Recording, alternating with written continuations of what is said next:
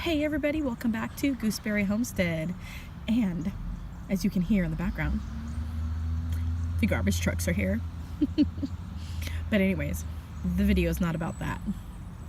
So we are looking at the Himalayan pine trees that I had grew from seed. Last year they were up in my pots. They were little tiny things. Look back at my other older videos, you'll see how small they were last July. This past July before last, I guess I should say. This past July, they've done a lot of growing in the last year, and they are typically a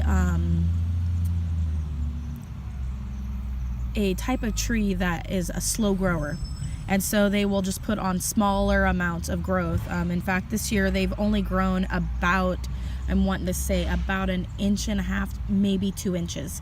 And so they are a slow grower when it comes to height and that sort of thing. So for example, these came up at the same time as my Lebanon cedar. So we'll go over here and I'll show you the Lebanon cedar.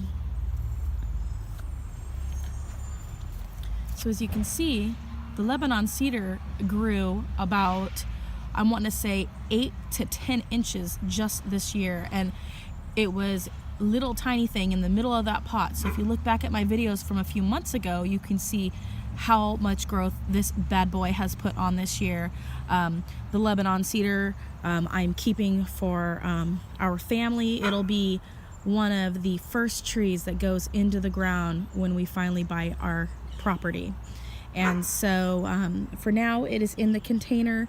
I move the container around the yard a lot, and so it doesn't set roots through the bottom of the container. A lot of my plants, I will have to tease the root systems of the plants and untangle them before I plant them in the ground later on. But so back over here to the Himalayan pine trees. I grew these from seed, and I do believe I have more seeds that I can grow with them, even the Lebanon cedar. But these Himalayan pine trees, from what I was reading that I was doing online, they are one of the top producers of turpentine. And apparently turpentine has been used medically for a lot of different types of ailments. The types of things that it was used for really kind of eludes my mind at this moment, but I'm wanting to say, like, people who had coughs or tuberculosis and that sort of thing, like TB. Yeah, I think that's what that was. They would use that to medically treat those kind of people. And so if you get a cold and you got a bad cough, they would use a type of turpentine from the trees to treat those kind of things. So this is the #1 top producer for turpentine, the best quality, that is. And I don't really foresee myself needing or really wanting a turpentine plant. They are a very beautiful little tree. I did clean this one up a little bit so you can see all the new growth. A lot of the older growth, the longer bits had started to die off, but all this green that you see coming on, that's all new growth. And then I didn't clean this one up, but you can kind of see they have really long, slender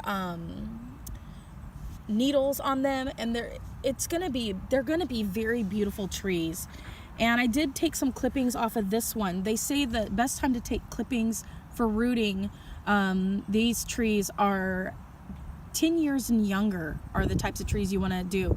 This tree had split off because it got damaged in a storm last year, and so it had split into 3 different sections. And in fact, I found out when I did the trimming on this the other day that one of the sections actually was a branch on the other bit. So it actually had only split into 2 sections.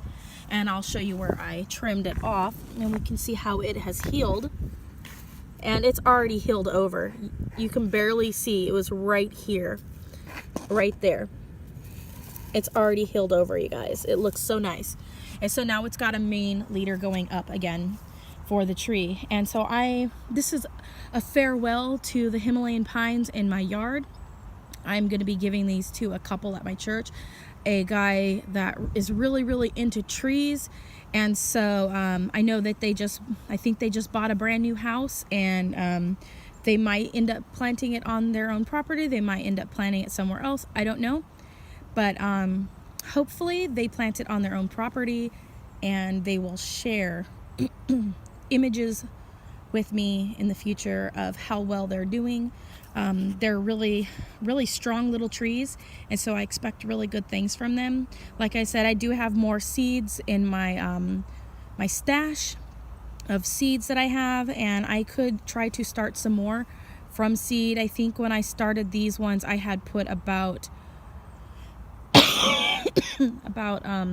maybe no more than 10 seeds in the container pot. I managed to get 3 to germinate naturally, and so and then I lost 1 at the beginning of the season to a critter chewing around the base of the tree. And so this is what we're left with, and now I'm saying adieu, adieu, goodbye little trees. And this will be their farewell video off of my channel, and my container pots will go to more plants, different plants. So anyways, you guys, thanks so much for watching this video. Comment, like, and subscribe, and click the bell button. And as always, have a wonderful day, and God bless. Bye.